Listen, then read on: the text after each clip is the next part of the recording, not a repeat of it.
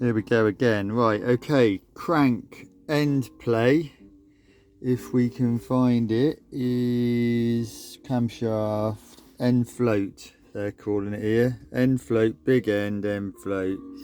Is that it? 0.004 to 0.016. And then it's got a limit of 0.028. Okay, so that, I imagine, is the end float. So you've got up to 16 here.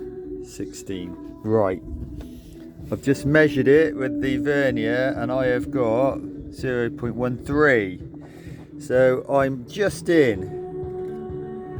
measuring it from there to the edge of the casing, then pulling it out and then, you know, zeroing it and checking, seeing the difference.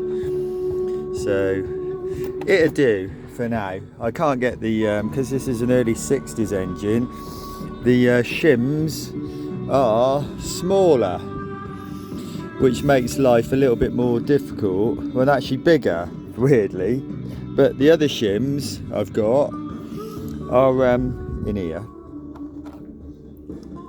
and they're out of 1200 as well, but they're actually, the internal diameter is actually smaller on this engine that I've took apart, this compared to this one, which I've just put back together.